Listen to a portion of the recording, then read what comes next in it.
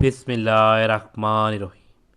قرآن کی سردار آیت جو افطاری کے وقت 21 مرتبہ پڑھے گا، اللہ تعالیٰ کے ولی کہتے ہیں وہ بیٹھے بٹھائے مالدار ہو جائے گا انشاءاللہ۔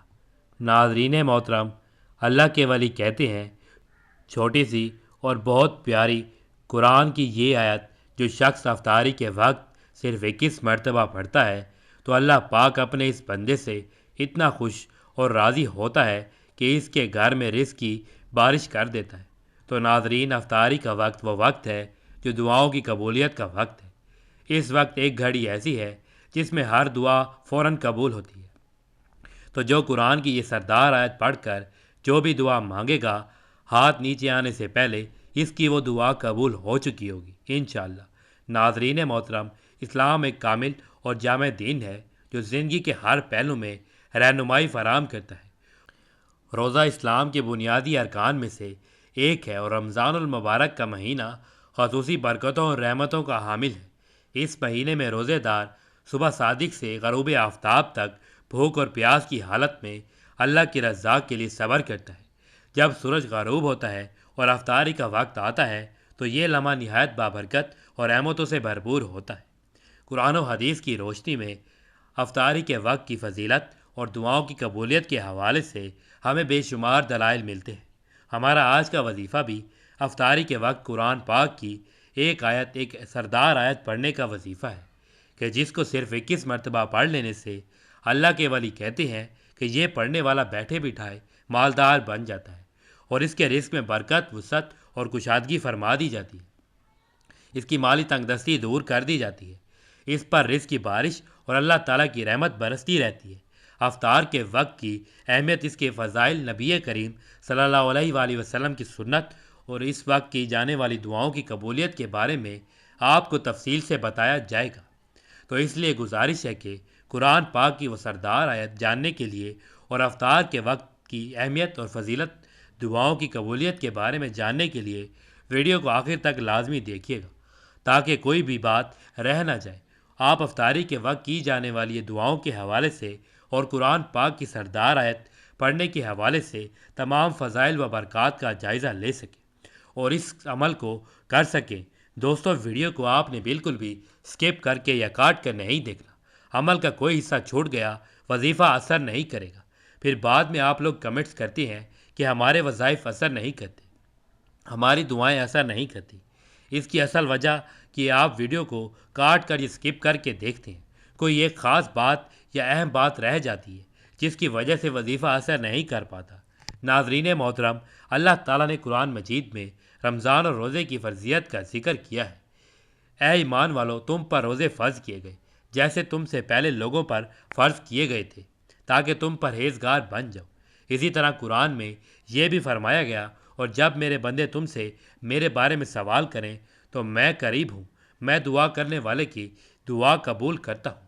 جب وہ مجھ سے دعا کرے پس انہیں چاہیے کہ وہ میرا حکم مانیں اور مجھ پر ایمان لائیں تاکہ وہ ہدایت پائیں۔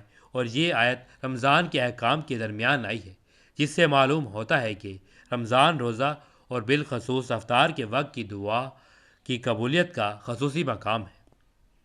ناظرین محترم، نبی کریم صلی اللہ علیہ وآلہ وسلم نے افطاری کے وقت کی اہمیت اور اس کے اجر کو واضح کرتے ہوئے فرمایا، 3 افراد کی دعا رد نہیں کی جاتی: عادل، حکمران، روزے دار، جب وہ افطار کریں، اور مظلوم کی دعا۔ یہ حدیث واضح طور پر بتاتی ہے کہ افطار کے وقت روزے دار جو دعا مانگتا ہے وہ قبول ہوتی ہے۔ لہٰذا اس وقت ہر مسلمان کو اللہ کے حضور عاجزی کے ساتھ دعا کرنی چاہیے۔ افطاری میں جلدی کرنے کی ترغیب، نبی کریم صلی اللہ علیہ وآلہ وسلم نے فرمایا، لوگ ہمیشہ بھلائی میں رہیں گے جب تک وہ افطاری میں جلدی کرتے رہیں گے۔ یہ حدیث اس بات کو واضح کرتی ہے کہ افطار میں جلدی کرنا ایک پسندیدہ عمل ہے اور اس میں بھلائی اور برکت ہے۔ افطار کرانے کی فضیلت کے بارے میں نبی کریم صلی اللہ علیہ وآلہ وسلم نے فرمایا، جس نے کسی روزے دار کو افطار کرایا اسے بھی روزے دار کے برابر ثواب ملے گا، بغیر اس کے کہ روزے دار کے اجر میں کوئی کمی ہو۔ یہ حدیث ہمیں افطار کرانے کی فضیلت کے بارے میں آگاہ کرتی ہے اور ہمیں زیادہ سے زیادہ لوگوں کو افطار کرانے کی ترغیب دلاتی ہے۔ ناظرین محترم، ویسے تو بہت سی دعائیں ہیں، لیکن افطار کے دعا کی اہمیت اور فضیلت کو مد نظر رکھتے ہوئے کچھ ایسی دعائیں ہیں جن کے بارے میں آپ کو بتاتا چلوں، جو قرآن و حدیث کی روشنی میں بہت ہی زیادہ اہمیت کی حامل ہے۔ نبی کریم صلی اللہ علیہ وآلہ وسلم افطار کے وقت مختلف دعائیں مانگا کرتے تھے۔ ان میں سے چند مشہور دعائیں ہیں، درجہ ذیل ہیں۔ پیاس بجھنے اور اجر کی دعائیں۔ نبی کریم صلی اللہ علیہ وآلہ وسلم جب افطار کرتے تو یہ دعا پڑھتے: پیاس بجھ گئی، رگیں تر ہو گئی، اور اگر اللہ نے چاہا تو اجر ثابت ہو گیا۔ افطار کے وقت دعا کی قبولیت۔ نبی کریم صلی اللہ علیہ وآلہ وسلم نے فرمایا، روزے دار کے لیے افطار کے وقت دعا کی قبولیت ہے، لہٰذا افطار سے قبل اور بعد میں ہر مسلمان کو اللہ سے اپنی حاجات اور مغفرت کی دعا مانگنی چاہیے۔ نبی اکرم صلی اللہ علیہ وآلہ وسلم نے فرمایا کہ یہود و نصار اپنی عبادات میں تاخیر کرتے ہیں، جبکہ امت مسلمہ کو افطار میں جلدی کرنے کا حکم دیا گیا ہے۔ یہ عمل ہمیں سنت کے قریب کرتا ہے اور اللہ کی رضا حاصل کرنے کا ذریعہ بنتا ہے۔ کھجور یا پانی سے افطار کرنا۔ نبی کریم صلی اللہ علیہ وآلہ وسلم کی سنت یہ تھی کہ یہ وہ افطار کھجور سے کرتے تھے، اور اگر کھجور نہ ملتی تو پانی سے افطار فرماتے تھے۔ نبی کریم صلی اللہ علیہ وآلہ وسلم تازہ کھجوروں سے روزہ افطار فرماتے۔ اگر تازہ کھجور نہ ہوتی تو خشک کھجور سے، اور اگر وہ بھی نہ ہوتی تو پانی کے چند گھونٹ پی لیتے۔ افطار سے پہلے دعا کرنا۔ چونکہ افطار کے وقت دعا کی قبولیت کی خاص گھڑی ہوتی ہے، اس لیے روزے دار کو چاہیے کہ وہ اس وقت اپنے لیے، اپنے اہل خانہ کے لیے اور پوری امت مسلمہ کے لیے دعا کرے۔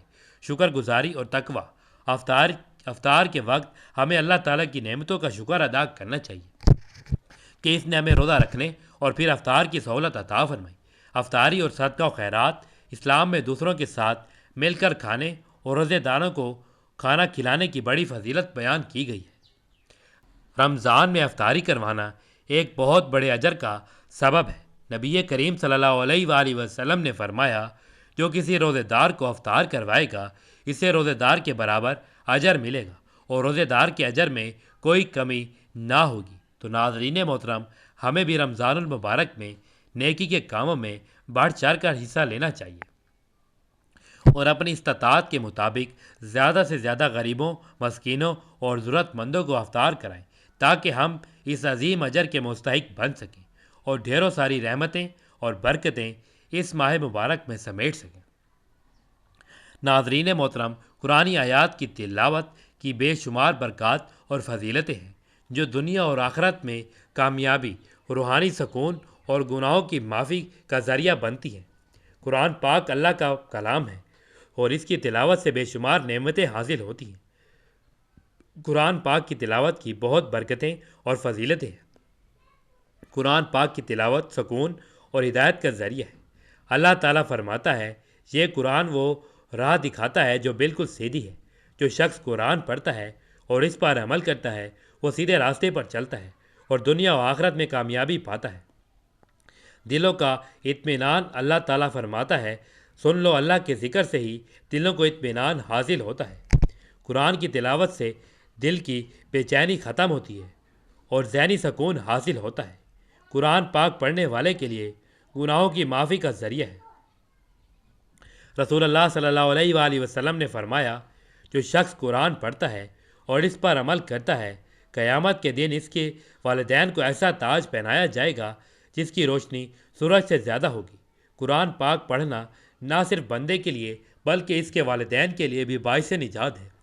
دیگر فضیلت اور برکتوں کے ساتھ ساتھ قرآن پاک کی تلاوت شفاعت کا ذریعہ بھی ہے۔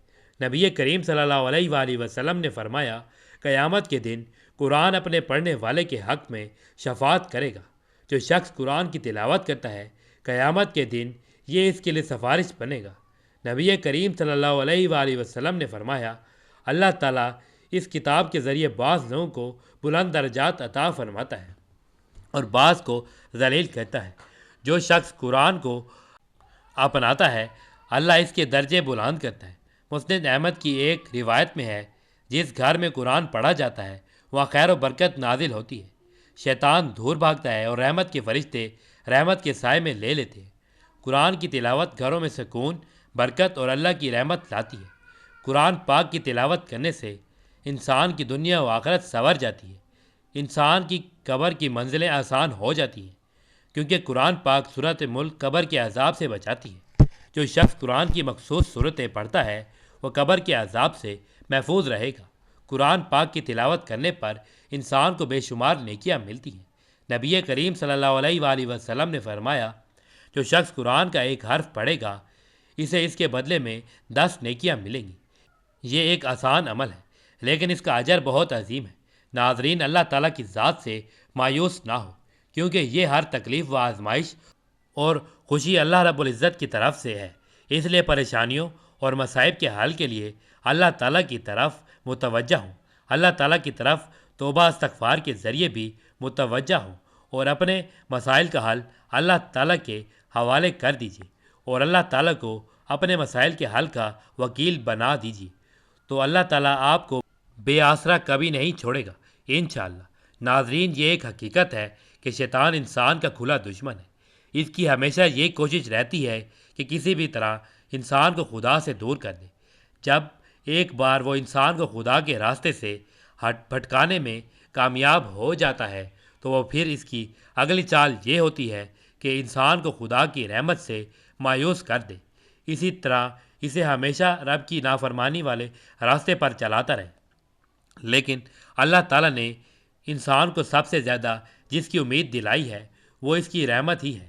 قرآن مجید اور احادیث مبارکہ میں انسان کو مختلف پیراؤں اور انداز میں سب سے زیادہ خدا کی رحمت کی امید دلائی گئی ہے۔ رحمت اللہ تعالیٰ کی صفات میں سے ایک صفت ہے جس سے اس نے اپنے آپ کو متصف کیا، اور یہ صفت جو کائنات کی ہر چیز پر حاوی ہے۔ پوری کائنات رحمت الہی کے مظہر ہے۔ اس لیے قرآن مجید میں ارشاد فرمایا، میری رحمت ہر چیز سے وسیع ہے، اور اسی لیے اللہ تعالیٰ نے اپنے آخری رسول صلی اللہ علیہ وآلہ وسلم کو سراپا رحمت بنا کر بھیجا۔ اسی طرح شرعی احکامات میں بھی رحمت کی صفت کو نمایاں حیثیت دی ہے۔ ابو کلام آزاد لکھتے ہیں، قرآن پاک نے خدا کی کسی صفت کو بھی اس کثرت کے ساتھ نہیں دہرایا اور نہ ہی کوئی مطلب اسی درجہ اس کے صفات میں نمایاں ہے جس قدر رحمت ہے۔ اگر قرآن کے وہ تمام مقام جمع کیے جائیں جہاں رحمت کا ذکر کیا گیا ہے تو 300 سے زائد ہوں گے۔ اگر وہ تمام مقامات میں بھی شامل کر لیے جائیں جہاں اگرچہ لفظ رحمت استعمال نہیں ہوا لیکن ان کا تعلق رحمت ہی سے ہے، مثلا ربوبیت، مغفرت، رافت، کرم، غیر، اب تو پھر یہ تعداد اس حد تک پہنچ جاتی ہے، کہا جا سکتا ہے کہ قرآن اول سے آخر تک اس کے سوا کچھ نہیں ہے کہ رحمت الہی قیام ہے۔ اس کی رحمت کی کوئی حد اور انتہا نہیں، اس لیے کہ یہ اس خدا کی صفت ہے جس کی اپنی کوئی حد نہیں۔ ناظرین محترم، اللہ کے ولی کہتے ہیں، چھوٹی سی اور بہت پیاری قرآن کی یہ آیت جو شخص افطاری کے وقت صرف 21 مرتبہ پڑھتا ہے تو اللہ پاک اپنے اس بندے سے اتنا خوش اور راضی ہوتا ہے، اس کے گھر میں رزق کی بارش کر دیتا ہے۔ تو ناظرین، افطاری کا وقت وہ وقت ہے جو دعاؤں کی قبولیت کا وقت ہے۔ اس وقت ایک گھڑی ایسی ہے جس میں ہر دعا فوراً قبول ہوتی ہے۔ جو قرآن کی یہ سردار آیت پڑھ کر جو بھی دعا مانگے گا، ہاتھ نیچے آنے سے پہلے اس کی وہ دعا قبول ہو چکی ہوگی انشاءاللہ۔ افطار کرائیے، ثواب کمائیے۔ کسی روزے دار مسلمان کو روزہ افطار کروانا ثواب کا کام ہے، اور احادیث مبارکہ میں اس کے بہت فضائل بیان کیے گئے ہیں۔ چنانچہ نبی اکرم صلی اللہ علیہ وآلہ وسلم کا فرمان بشارت نشان ہے، جس نے حلال کھانے یا پانی سے کسی روزے دار کو روزہ افطار کروایا، فرشتے ماہ رمضان کی اوقات میں اس کے لیے استغفار کرتے ہیں، اور جبرائیل امین علیہ السلام شب قدر میں اس کے لیے استغفار کرتے ہیں۔ سرکار دو عالم صلی اللہ علیہ وآلہ وسلم نے ارشاد فرمایا، ماہ رمضان میں جو کسی روزے دار کو روزہ افطار کرائے گا تو وہ اس کے گناہوں کی مغفرت کا باعث ہوگا، اور اس کی گردن جہنم کی آگ سے آزاد کر دی جائے گی۔ نیز اسے اس روزے دار کے برابر ثواب ملے گا، اور روزے دار کے ثواب میں بھی کوئی کمی نہ ہوگی۔ کیا پیٹ بھر کر کھلانے پر ہی یہ ثواب ملے گا؟ روزے دار کو پیٹ بھر کر کھلانا ضروری نہیں، بلکہ جو کسی روزے دار کو پانی بھی پلا دے اسے بھی انعام و اکرام عطا فرمایا جانے کی بشارت دی گئی۔ چنانچہ نبی اکرم صلی اللہ علیہ وآلہ وسلم نے فرمایا، اللہ تعالیٰ یہ روزے افطار کرانے کا ثواب اس شخص کو بھی دیکھا جو ایک کھجور یا ایک گھونٹ پانی یا ایک گھونٹ دودھ سے روزہ افطار کرائے، اور جس نے روزے دار کو پیٹ بھر کر کھلایا، اللہ تعالیٰ اسے میرے حوض سے پلائے گا کہ کبھی پیاسا نہ ہوگا، یہاں تک کہ جنت میں داخل ہو جائے گا۔ حکیم المت مفتی احمد یار خان نعیمی رحمۃ اللہ کبیر فرماتے ہیں، روزہ افطار کرانے والے کو 3 فائدے ہوتے ہیں: گناہوں سے بخشش، دوزخ سے آزادی، اور اسے روزے کا ثواب مزید فرماتے ہیں۔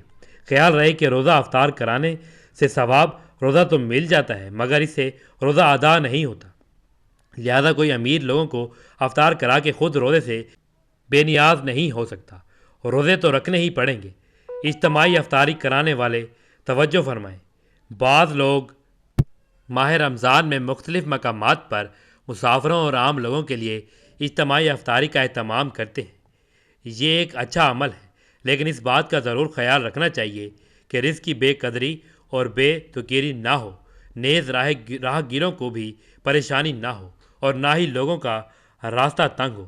افطاری کے دوران 2 احتیاطی تدابیر: بعض لوگ افطاری کے دوران کھانے پینے میں اس قدر مشغول ہو جاتے ہیں کہ نماز مغرب کی نماز چھوڑ دیتے ہیں اور گھر میں ہی نماز پڑھ لیتے ہیں، حالانکہ بلا کسی صحیح شرعی مجبوری کے مسجد کے 5 وقت نماز کی جماعت ترک کر دینا گناہ ہے۔ دن کا طویل حصہ خالی پیٹ رہنے کے بعد اسے ایک دم انواع و اقسام کی چیزوں سے بھر دینا صحت کے لیے نقصان دہ ہے۔ بہتر یہ ہے کہ کم سے کم چیزوں سے مثلاً ایک آدھا کھجور اور پانی سے افطار کیجیے اور اچھی طرح منہ صاف کر کے نماز با جماعت میں شریک ہو جائیے۔ فیضان رمضان جاری رہے گا انشاءاللہ عز و جل۔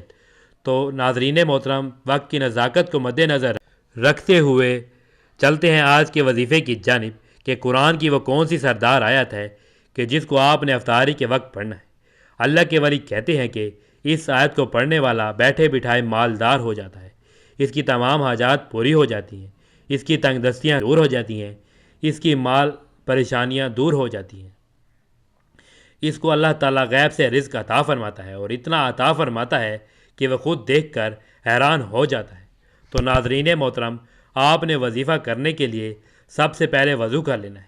باوضو جب آپ دسترخوان پر بیٹھ جائیں تو افطاری سے کچھ دیر پہلے سب سے پہلے آپ نے پیارے آقا صلی اللہ علیہ وآلہ وسلم کی ذات اقدس پر درود پاک کا نذرانہ پیش کرنا ہے۔ ایک بار ثواب کی نیت سے میرے ساتھ بھی درود پاک پڑھ لیں۔ اللہم صلی علی محمد وعلی آل محمد کما صلیت علی ابراہیم وعلی آل ابراہیم انک حمید مجید۔ اللہم بارک علی محمد وعلی آل محمد کما بارکت علی ابراہیم وعلی آل ابراہیم انک حمید مجید۔ درود پاک پڑھنے کے بعد جو آپ نے آیت 21 مرتبہ پڑھنی ہے وہ سورۃ بقرہ کی آیت ہے۔ اس آیت کو آیت الکرسی بھی کہتے ہیں، جس کی بہت زیادہ اہمیت اور فضیلت ہے۔ آیت الکرسی کی فضیلت کے بارے میں سبھی جانتے ہیں۔ آیت الکرسی جو قرآن کریم کی تمام آیت سے عظیم آیت ہے اور جس کی فضیلت صحیح احادیث سے ثابت ہے، یہ اللہ تعالیٰ کی صفت جلال، اس کی عالی شان اور اس کی قدر و عظمت پر مبنی نہایت جامع آیت ہے۔ آیت الکرسی بہت بڑی عظمت اور رفعت والی آیت ہے اور اس بلندی اور برتری کا سبب اس میں بیان کردہ باتیں ہیں۔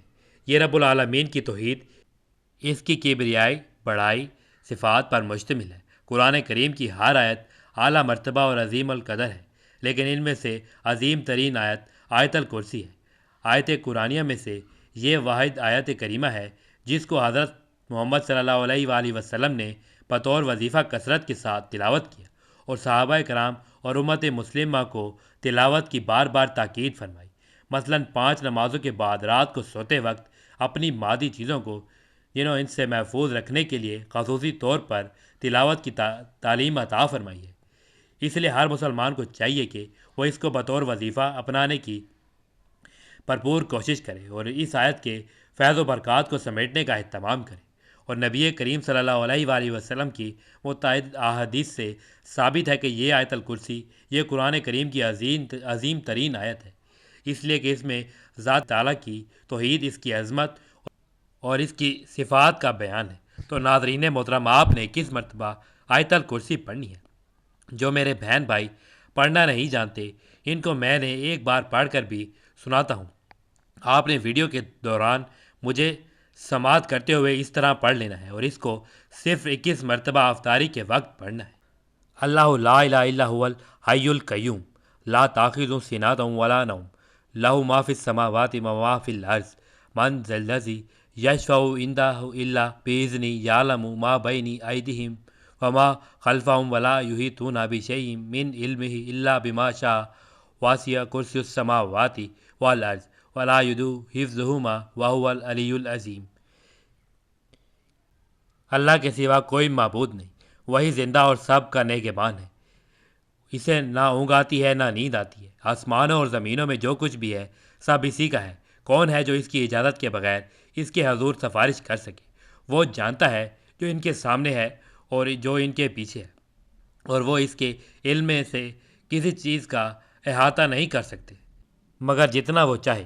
اس کا عرش آسمانوں اور زمینوں پر محیط ہے، اور ان دونوں کی حفاظت میں اسے کوئی تھکن نہیں ہوتی، اور وہی سب سے بلند اور سب سے عظیم ہے۔ ناظرین محترم، آپ نے 21 مرتبہ آیت الکرسی پڑھنے کے بعد اتنا ہی درود پاک پڑھنا ہے جتنا آپ نے وظیفہ شروع کرنے سے پہلے پڑھا تھا۔ یہ قرآن پاک کی بہت ہی پیاری اور سردار آیت ہے۔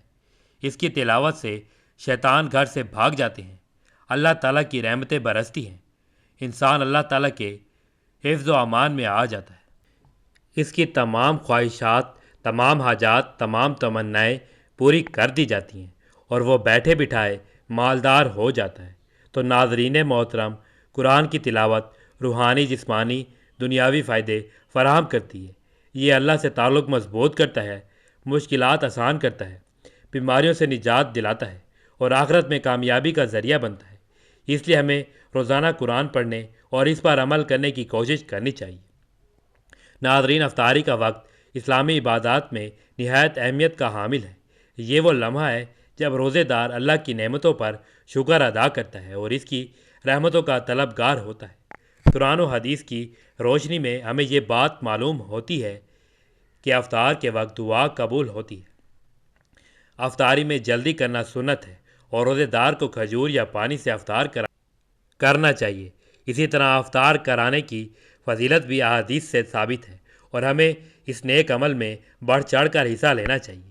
رمضان المبارک میں افطاری کے وقت زیادہ سے زیادہ دعا کرنی چاہیے، استغفار کرنا چاہیے، اور اللہ سے اپنی حاجات مانگنی چاہیے، کیونکہ یہ وقت قبولیت کا وقت ہے۔ اللہ تعالیٰ ہمیں رمضان کی برکتوں سے بھرپور استفادہ کرنے اور افطار کے وقت کی فضیلت کو سمجھنے کی توفیق عطا فرمائے، آمین۔